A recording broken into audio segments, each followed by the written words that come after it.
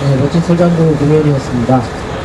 시대의 증언, 대학생 지킴이 대표께서 나오셔서 시대의 증언 나눠주시겠습니다.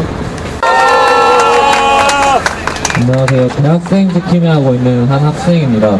네, 작년 12월 말부터 시작했던 그 농성장 지킴이 활동이 지금까지 이어져 올 줄 몰랐는데 또 그만큼 이어진 것보다 더 놀라운 게 박근혜 정부가 한 지금까지의 그 짧은 2개월 동안에 행했던 남북관계 파탄과 한반 동북아의 평화를 그렇게 위협하는 행위를 그렇게나 많이 다양하게 할 수 있다는 게 정말 신기한 것 같습니다. 처음에 시작했을 때는 이번 방학 동안에는 이걸로 시끄럽겠구나라고 생각했던 건데 그게 너무 순진한 생각이었는지 그 이후에도 개성공단 폐쇄나 사드 배치 그리고 이번에는 뭐 테러 방지법이라고 말하면서 국민들을 그 80년대 70년대로 돌아가서 감청하겠다는 수준의 그런 법안까지 발의하는 게 정말 대단한 것 같습니다. 그렇지만 그럼에도 불구하고 지금 위안부 할머니들이 이렇게 그동안 소리를 외치고 그만큼 많은 사람들이 공감할 수 있었던 거는 1991년에 정말 베일에 감춰있고 그 위안부였다는 사실을 밝히면 더러운 여자 심지어는 무슨 완전 민족의 숙진이 뭐 이런 소리까지 들었던 그 시절에도 할머니들의 용기 있는 증언이 있었고 그런 것들이 계속 이어가면서 용기를 잃지 않고 그 자리에서 굳건히 지켜냈던 할머니들이 있었기 때문에 이만큼의 힘을 가지게 된 건데 그거를 자기 마음에 안 들면은 아버지 이름 자기 총 맞아서 죽은 아버지 이름 팔고 또 시장 가서 억지 미소 부리면서 선거만 대충 이기고 아무런 철학 없이 그냥 그저 자기의 권력을 유지하기 위해서 정치를 하는 그러한 사람에게 이렇게 사람들이 모여서 언론에서도 보여주지도 않고 그렇게 언론에서 보여주지도 않고 철저히 외면하려고 하는데도 이렇게 나오는 사람들이 어떻게 보일지는 모르겠지만 그래도 중요한 건 지금 이 자리에 우리가 있고 또 앞으로도 계속 진짜로 중요한 게 뭔지 진짜로 위안부 할머니들이나 한반도의 평화 그런 것들을 위해서 진짜로 중요한 게 뭔지 이렇게 끊임없이 외치는 것만이 그렇게 부정하게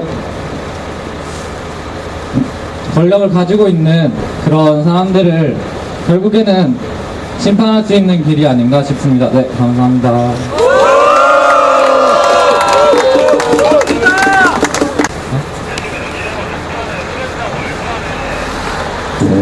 여러분들이 참 좋은 모임을 하셔서 좀 그동안 조용히 참석하고 가려고 했더니 이게 한 말씀 해달라고 이렇게 부탁을 하셔서 가급적 짧게 이야기하겠습니다. 방금 아주 훌륭한 이야기를 우리 대학생 대표께서 해주셨습니다. 그리고 이 한겨울 가장 혹독한 그런 추위를 이렇게 노숙하면서 대학생들이 지켜냈다는데 굉장히 감사하고 여러분들 존경하고 사랑합니다. 우리 사랑의 마음을 담아서 이분들에게 한번 힘찬 박수 주시기 바랍니다. 고맙습니다. 여러분들이 지키고 있는 것은 단순히 앞에 있는 소녀상이 아닙니다. 여러분들은 우리의 역사를 지키고 있는 것이고 우리 민족이 나아가야 될 미래를 여러분들이 지키고 있는 것입니다. 그리고 여기 서 있는 우리를 비롯해서 우리 모든 한민족의 정신과 어를 지켜나가고 있는 것이라고 생각합니다. 저는 지난번 국민총궐기 때 대학생들, 학생들, 심지어 고등학생들까지 이렇게 쏟아져 나오는 걸 보고 굉장히 감격했습니다.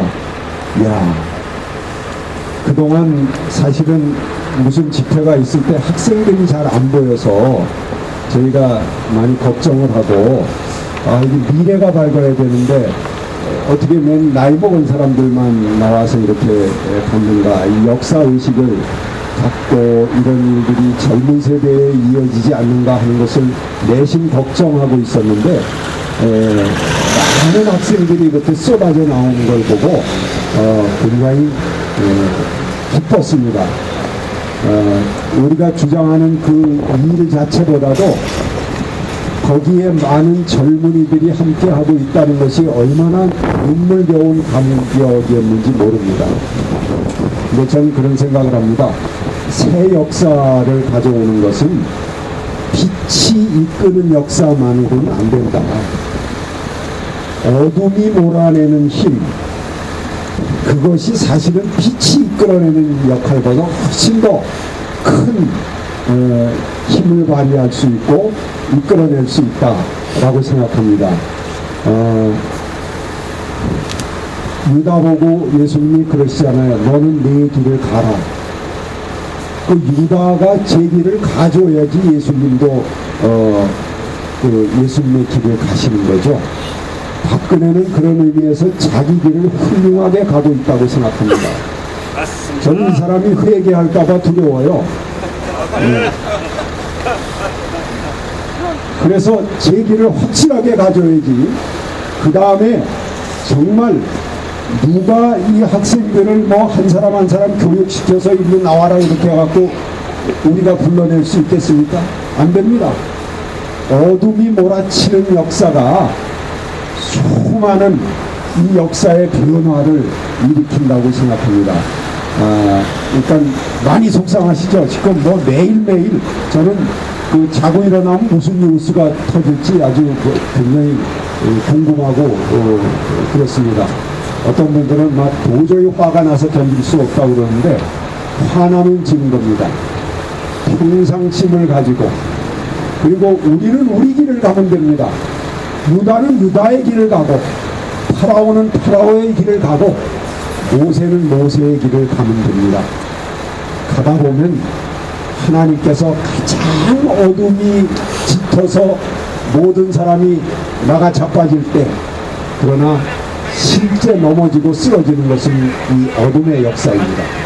하나님께서 그것을 통해서 새로운 우리의 역사를 열어주실 줄 믿습니다.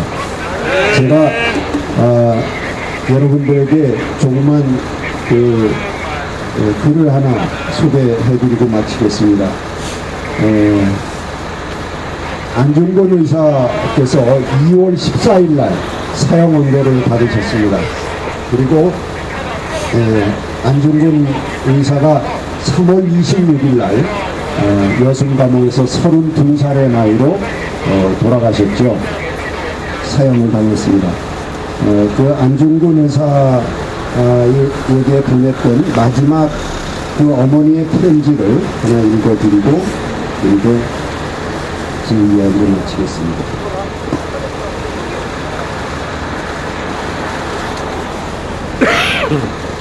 네가 만약 늙은 어미보다 먼저 죽는 것을 불효라 생각한다면 이 어미는 웃음거리가 될 것이다. 너의 죽음은 너 한 사람의 것이 아니라 조선인 전체의 공분을 짊어지고 있는 것이다. 네가 항소를 한다면 그것은 일제의 목숨을 구걸하는 짓이다. 내가 나라를 위해 이에 이른즉 딴맘 먹지 말고 죽으라. 옳은 일을 하고 받은 형이니 비겁하게 삶을 구하지 말고 대의에 죽는 것이 어미에 대한 효도이다. 아마도 이 편지가 이 어미가 너에게 쓰는 마지막 편지가 될 것이다. 여기에 너의 수위를 지어 보내니 이 옷을 입고 가거라. 어미는 현세에서 너와 재회하기를 기댔지 않으니 다음 세상에는 반드시 선량한 천부의 아들이 되어 이 세상으로 나오너라.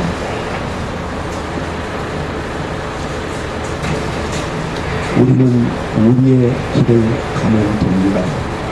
죽음과 삶이 우리의 모든 끝은 아닙니다.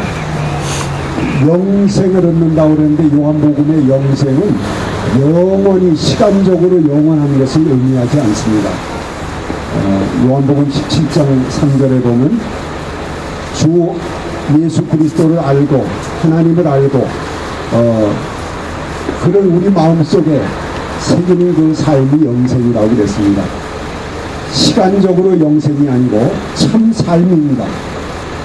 우리가 진짜 삶을 안중근은 32살에 돌아가셨지만 영원히 삽니다. 영생합니다. 얼마나 질적인 삶을 사느냐, 참 삶을 사느냐 하는 것이 우리들이 가야 할 영생의 길이라고 생각합니다. 감사합니다.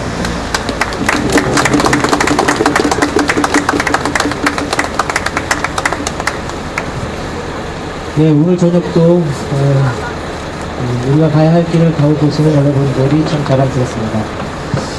네, 이상으로 모든 말씀을 마치고 지금 발끝이 시렵기도 하시죠? 그 손끝이 시렵기도 하실 겁니다. 그래서 준비했습니다. 관광술래를 준비했습니다. 그래서 피켓 잠깐 내려놓으시고요. 가방 무거우시면 가방 잠깐 내려놓으시고, 그리고 우리 대학생들도 같이 관광술래 하면 좋을 것 같은데요. 네, 신발 좀 신으시고 같이 관광술래 하시고. 뒤에 또 이렇게 추운데 계속 지금 빌딩 숲에 가려가지고 다리 안 보이는데 오늘 지금 다리 빠르게 쪘을지는 모르겠어요. 여러분 많이 몸이 얼고 추우셨을 텐데요. 자, 저희가 이제 관광술래 노래하면 앞사람 손에 손 잡고 크게 원 만드셔서 우리 저기 좀 넓은 공터까지 크게 원 만드셔가지고 짐도 짜고 좀 뛰어보기도 하고 이렇게 하도록 하겠습니다. 자, 저희가 좀 시범을 보여드릴게요. 자, 왼손을 안쪽으로 말아서 뒤에 펴주세요. 자, 그 손을 옆에 사람 위에 그 손 위에 살짝 오른손 얹어 놓으세요. 네. 자, 왼손 있습니다. 봄은 왔건만 태우지 못한 싹들은 흙위에서 쓰러지고 여린 고사리는 짓밟혔다. 차마 꿈조차 꾸지 못하고 그 꽃봉오리 소녀는 들깨의 더러운 굴 속에 물려가 검은 뱀과 붉은 뱀에게 무명 저고리 속에 파릇한 젖가슴을 누린당하고 영혼의 자유마저도 구속당했다. 피우지도 못하고 시들은 꽃망울, 멈춰버린 기억은 고향집의 뒷뜰 복사꽃 나무 가지 위에 걸쳐두고 참으로 먼 길을 피고름 흘리며 생채기로 떠들었다.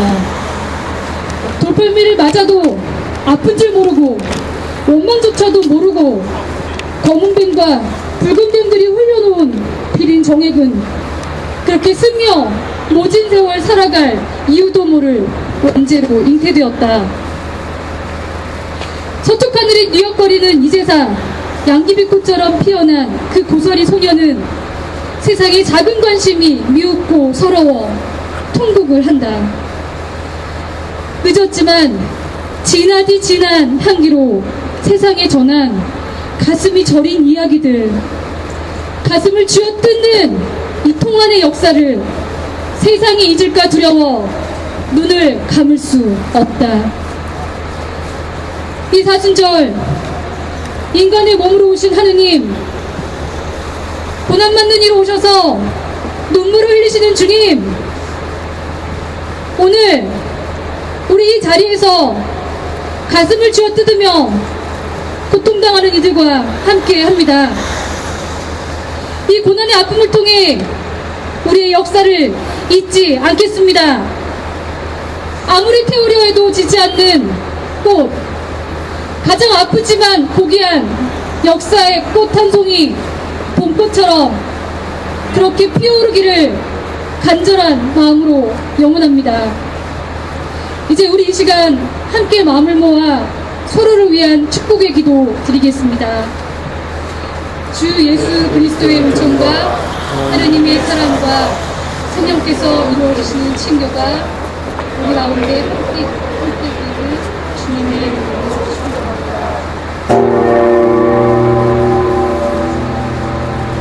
네, 잠시만 이거 광고 말씀.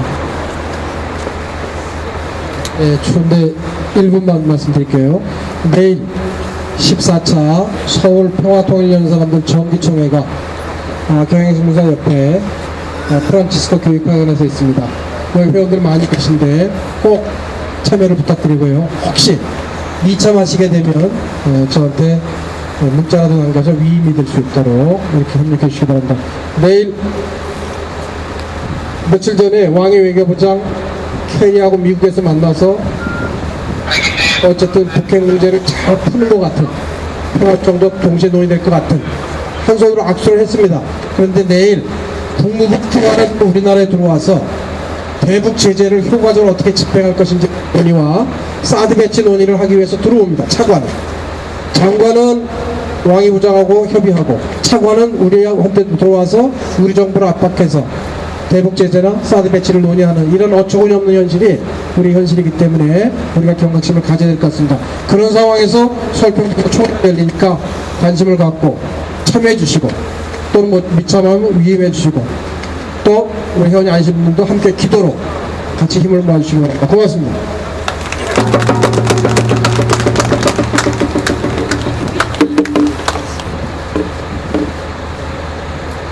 의뢰인지는 알지만 지금 이 소녀상을 작품하신 작가분께서 이 자리에 와 계신데요.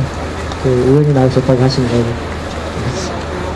말씀해 주시 요청드리면 실례가 될까요?